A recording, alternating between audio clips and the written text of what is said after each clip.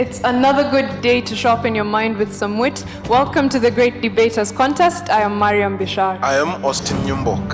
And the question of foreign aid in African countries has been asked time and time again, but we never do it justice. So today we're asking the debaters if Western aid should be banned from Africa. Proposing this motion, we have Maryhill's Girls High School, and opposing the motion, we have Nembu Girls High School. Both teams have informed each other that they should bring their A game and they should do exactly what they came to do.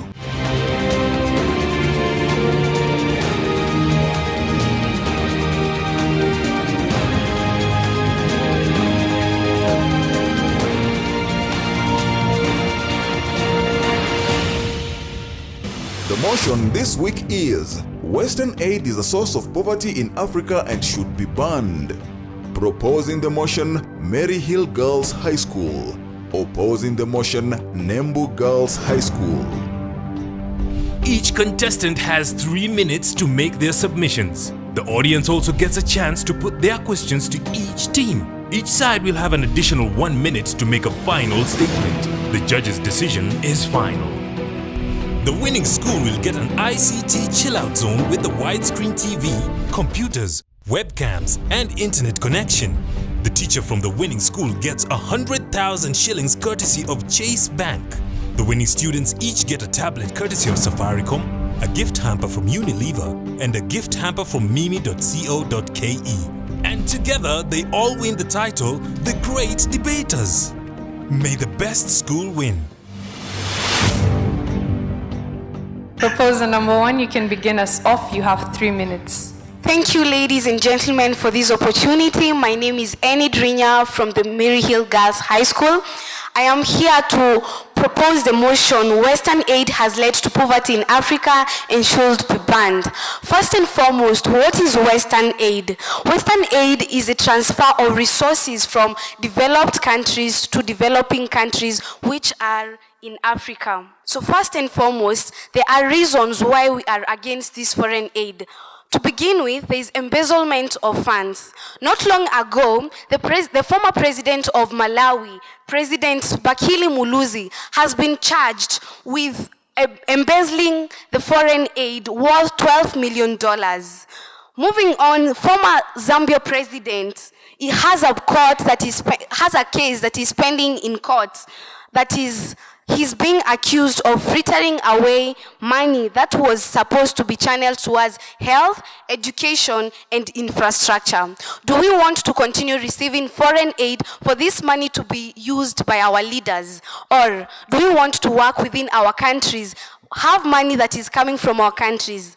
Ladies and gentlemen, the moment we receive money or foreign aid from the Western, this money is being misused by our leaders. We do not benefit from this money, yet we are supposed to pay this money with interest. I sincerely think that we should not receive this foreign aid.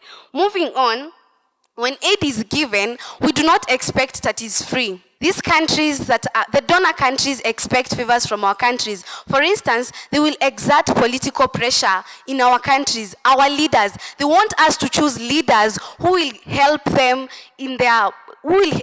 to enable them to exploit the resources in Kenya. For instance, in DRC Congo, the president Mobutu Sese Seko was aided by the president of by the American country. They were given foreign aid, and in that way, he managed to get power in that country. But the moment that the president decided not to do it their way, what they do? They withdrew the foreign aid.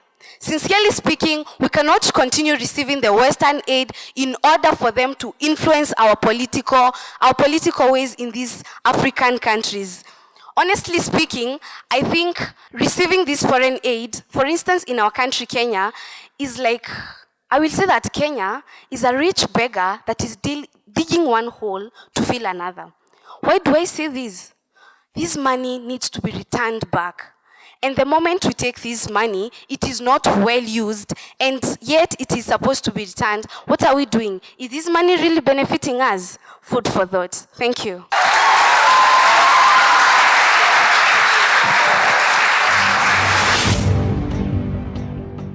Opening remarks from the opposing team, you have 3 minutes. Thank you for this opportunity. My name is Mary Wamboi from Nembu Girls High School. To start us off, I would like to ask my fellow opponents, did you really understand the motion? It's not foreign aid, it's supposed to be Western aid. That is aid from the Western countries. And they came here and they told us that Western aid is misused in our African countries. Don't blame it on the Western aiders. Blame it on our African leaders. If they use the money rightly, our countries develop. If they use the money wrongly, we go down. Don't blame it on them. It's our fault. For example, Rwanda. The country, 50% of the economy is supported by aid. But it's one of the most thriving economies in Africa. They use their money right. They have good leaders. We come to Kenya, we say that we embezzle funds. If these leaders are to use this money rightly, I will say that our countries will go higher. So please be careful about blaming it on the Western aiders. Blame it on our own leaders. My first point, I will say that Western aid provides thousands of scholarships to African children. For example, in Kenya, you have the Wings to Fly education scholarship program, pardon me, please. The scholarship program aims to provide 15,000 scholarships by the year 2015. Equity Bank only provides 5,000 scholarships. The big question comes in, where do the rest of the 10,000 scholarships come from? We have UK aid, US aid, the MasterCard Foundation, and you have KFW. These people provide 10,000 scholarships. Tell me, if we block these 10,000 scholarships, haven't we blocked the next big leaders of our continent? Haven't we blocked the next big engineers of our continent? Haven't we blocked the next big inventor of our continent? My fellow opponents, be very careful about what you wish for. You may just end up regretting it. Nextly, we have Western aid, which provides relief food to schools and countries in problems, or regions in problems, please. We have, for example, the people who went to public primary schools. The maize, if you look keenly and are keen enough, the maize and the cans of oil, they used to be written from the UK people, from the US people. Some of the students only went to school because of the food. They couldn't afford to buy food in their own homes. Because of going there to school, inspired by food, most of them went to big schools. I have a friend who went to Alliance High School, who went to a public primary school, but today he's one of the best performing students. I have another one who went to Aquinas High School. Because of that food that was from the West, right now he performs very well. Although he was inspired by food, he's one of the most performing well students. Now the big question comes in. If that relief food wasn't there, I don't think my dear friend will have ever gone to school. If that relief food was never provided, he'll never had an incentive to go to school. Fellow opponents, just look at a place like Turkana. In times of drought, the sacks of maize are written UK people. So, to summarize it all, Western aid is what gives us what we need. Western aid is our strong point as Africans. Be very careful once again. Food for thought. Thank you.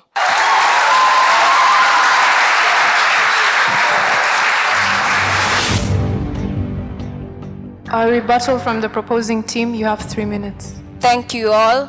My name is Nancy Mothoni, representing the Maryhill Girls High School, and we're here to counteract what our opposers said on the motion that Western aid has actually led to poverty and should actually be banned. We should start by first saying that the examples you've cited, we are talking of Africa as a whole, as a nation. As how many countries are in Africa? We are 54. We are not just looking at one student benefiting from all this. We are looking at a whole nation that's dying, a whole nation that's being dragged to poverty.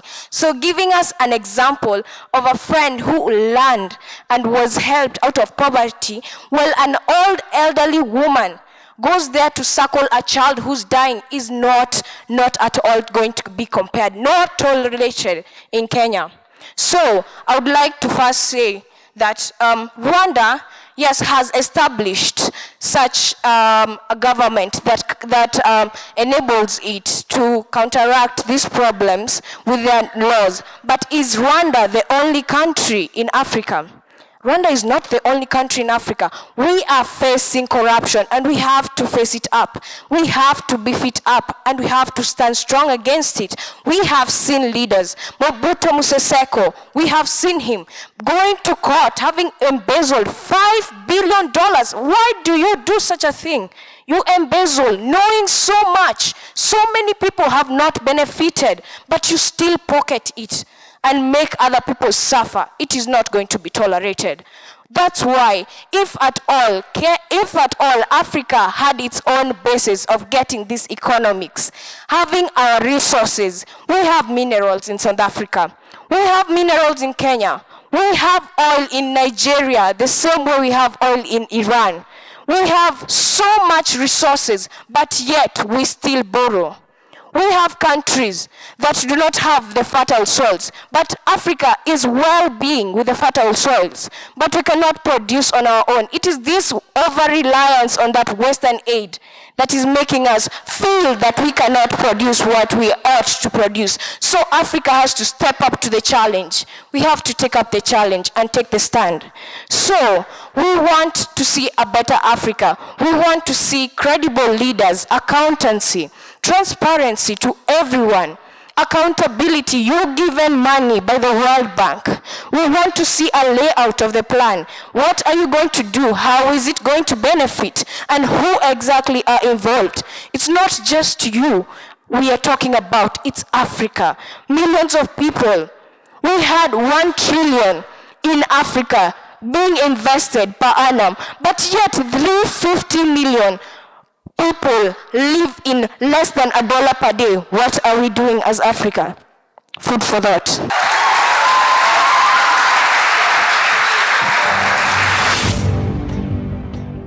Rebuttal from the opposing team. You have 3 minutes. Jania Tutari from Nembu Girls High School. I would just love to ask my fellow opponents a question. They just told us that we did not actually talk about all African countries, but did they? The question is, do they really know the meaning of aid? According to what they said, this aid will one day be refunded. But it's clearly written in the Oxford Dictionary that aid is not repaid. If I aid you something, you don't give it back. That's what we call aid. And Western aid is help from those countries. It's obvious that Africans need help. Why do you reject help while it's very, very obvious you need it? They keep on talking about corruption, corruption, corruption. At least if they told us that the Western countries are corrupted, I will not be standing here to debate this motion. Rather, I will sit down and count them as winners. It's so obvious that your leaders are corrupt and not the Western aid countries. I would just love to tell you an example of Zambia and Ethiopia. In the year 1982 to 1985, Ethiopia has received $1.6 billion to fund and curb poverty in their countries. They used this money, $1.7 to be precise, to curb their security. That way, they brought military into their country. And I believe a country that has security surely shall develop. Then where does the poverty come in? Zambia, on the other hand, was given $1.8 and it used $700 million to use it on the military. Therefore, there is security. Then how comes there is poverty? Africans, you have failed to reason as a continent. Do not fail to reason as an individual. Yes, she said we have minerals. It's very obvious. Even the atlases show that we have a lot of minerals.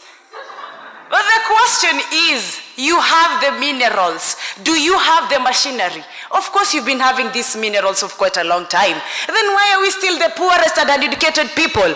We need Western aid for Vision 2030.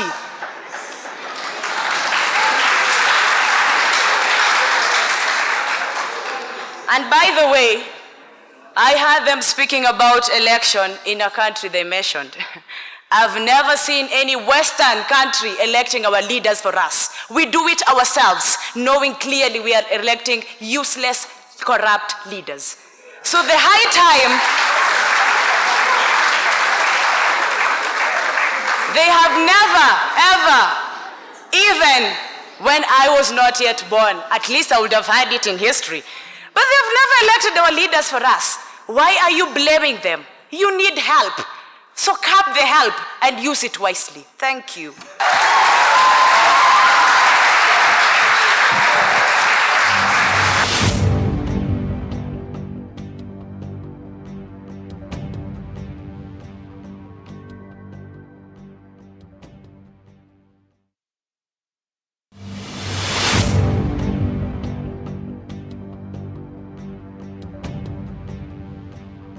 May we start with 2 questions for the proposers? I'm Dorcas from Olympic High School, and my question goes to the proposers. The first proposer said that when African leaders get the money, they misuse it. Can you mention some of these leaders and how they misuse the foreign aid? Thank you. Thank you very much. I'm Mohamed Abdullahi from Light Academy. To the proposers, AIDS is paid back with interest. I still wonder, since when are AIDS and grants paid back? It's loans which are paid back. Secondly, you also talked of that when we'll ever banning aid, give us credible leaders, give us transparency in our country, give us accountancy in our country. Because we banned aid, next time in the general elections, we will have credible leaders. Since when? Then thirdly, you also talked of Kenya being a rich beggar. Please, could you prove your claim? Thank you. Opposers? I'm Sheka from Olympic High School, and my question goes to the proposers. Why not replace Western aid with investment? Thank you. My name is Tony from Jamhuri High School. My question is, you said we need help.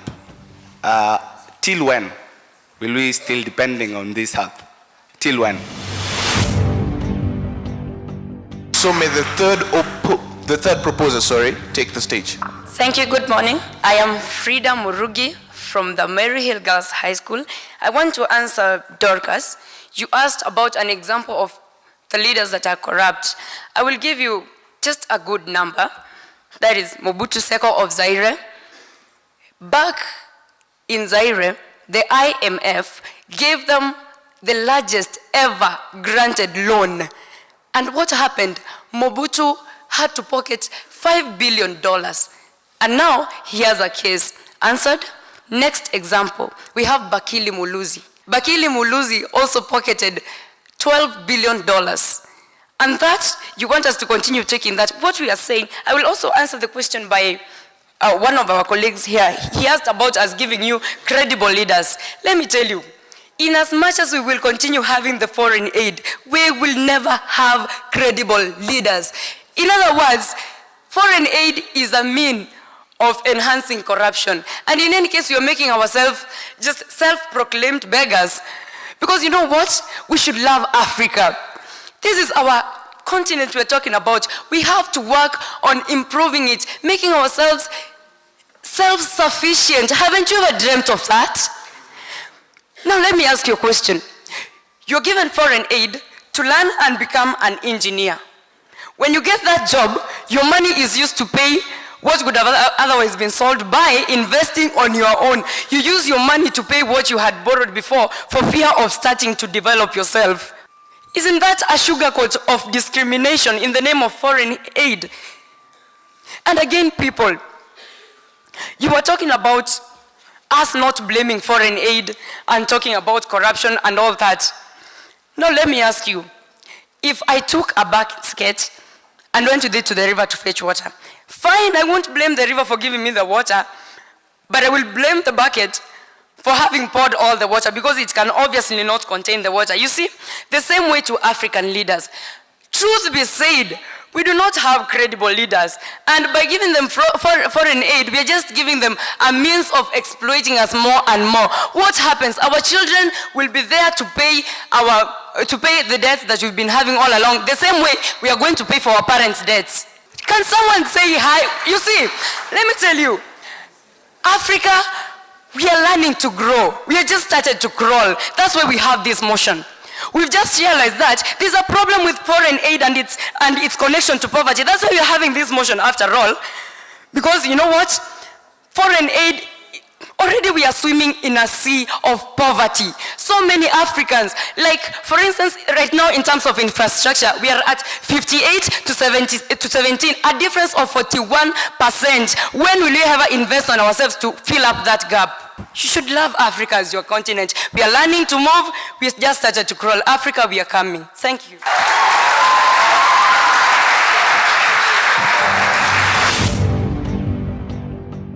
Opposer number 3, you may respond to the audience queries. I'm Perez Njenga from Nembu Girls High School.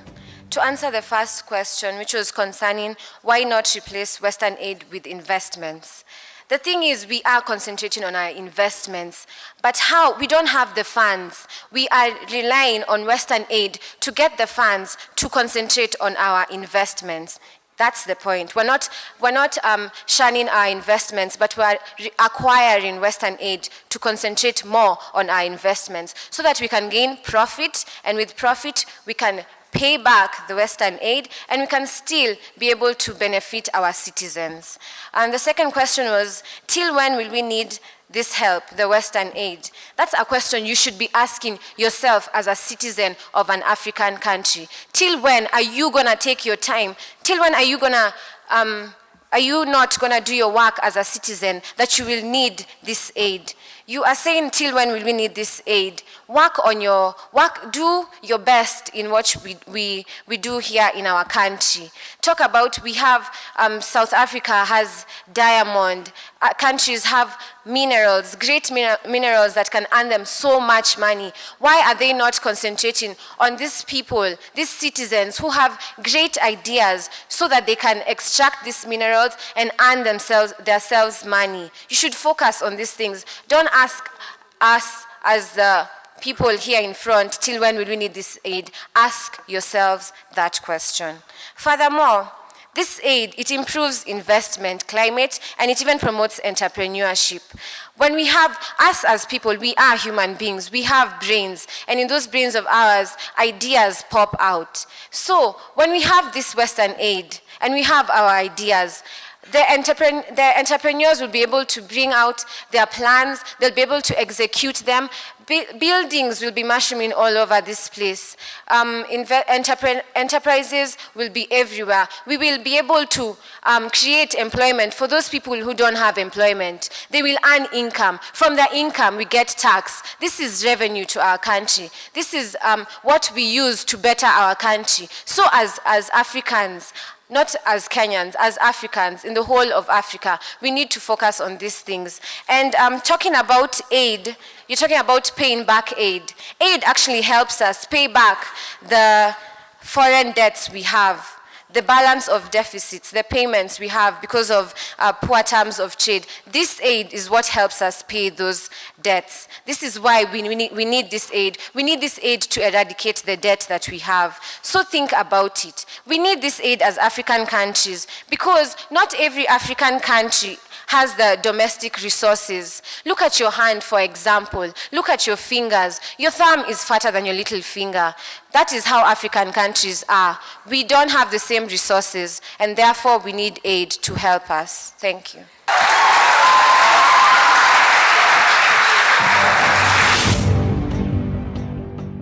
We'll get closing remarks from the proposing team. You have a minute. I want to ask you one simple question. If I gave you 100 shillings and told you that you will give me 150 shillings, you're unable to pay for the first period of time I gave you. You are unable to pay. Then I tell you, you know what?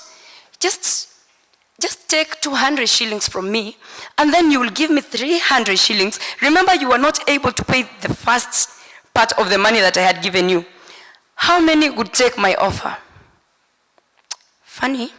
None of you has raised their hands.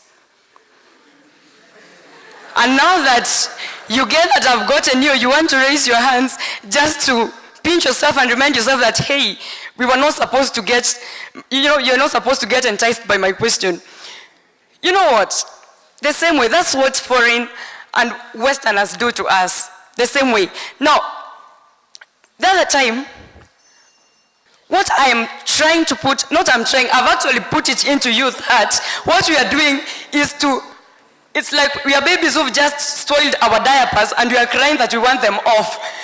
You see, it is our mistake. Let us know what we want. Let's learn to stand and make Africa stand on its feet. Thank you.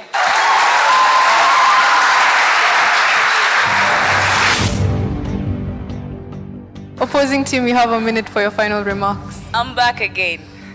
And I would just love to tell my opponents that when we talk of Western countries and African countries, we are not talking of mere 100 shillings. We are talking of dollars.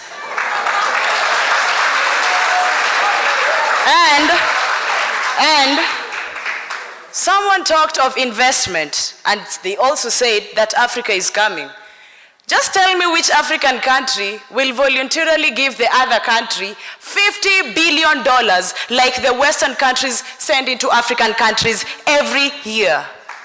My friends, this thing you want to pass, you will regret, and you will regret big time. So think real hard. Thank you.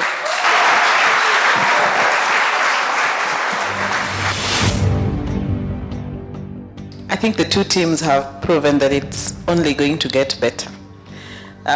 Thank you for that great and powerful start. I'll get into specifics. Enid, good beginning, but you want to reduce on your level of abstraction. You know, you were just up there, and it's only after Nancy came in that we were able to connect with the team. Nancy, my namesake, an interesting debater. I loved your, the punch that you brought in, and being able to redeem the team after Enid. That was good. Frida Onduso, very good use of analogies. I mean, I loved listening to you. You have a good voice, and you also responded to the questions very well, which shows that you are listening. Good job. Nembu girls, Perez, you don't have to be as strong as Frida. If that is your style, even if you're coming after Frida, that's your style. I loved your composure, your calmness, and very good use of analogies as well. You were still able to communicate. I think what I really wanted to hear from Nembu girls is, if Western aid is not the source of poverty in Africa, what is? Okay, what is? But good job to the two teams. Nembu girls, Mary, you're quite persuasive. Good use of example. At some point you used humor. And in your constructive speech, you also did a little bit of refutation, which was good. Nonetheless, I expected a lot of constructive speeches being the first speaker. But because you incorporated examples, or rather rebuttal, I'll simply credit you. Janet, I just love you. I am endeared to you. I'm sorry, I couldn't hide my feelings anyway. Good use of voice, conversational style, rebuttal. You're just the kind of speaker I want to hear. The rebuttal is very effective. You nearly demolished everything they tried to construct, and that is what debate is all about. Congratulations. Nonetheless, when you say that all our leaders are useless, I have a problem with that. It's a dangerous statement. Not all of them are useless. In as much as we may have a few bad leaders or corrupt leaders, don't put all of them in a basket. You're a good debater, and you bond with the audience. And when you leave the stage, you leave a strong stage presence. Thank you very much. Njenga, you're equally good. I don't know if I'll be demanding a lot from you if I say I wanted you to be a bit more aggressive. I know it is your style. You cannot change much about it, but speaking after Frida will demand you to do a little more in order to compete well.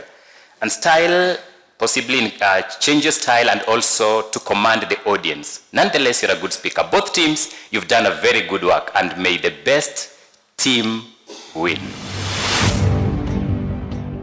This is a fresh motion, and there's a lot of debate on whether people should look west and east, all those things that are happening even within our country.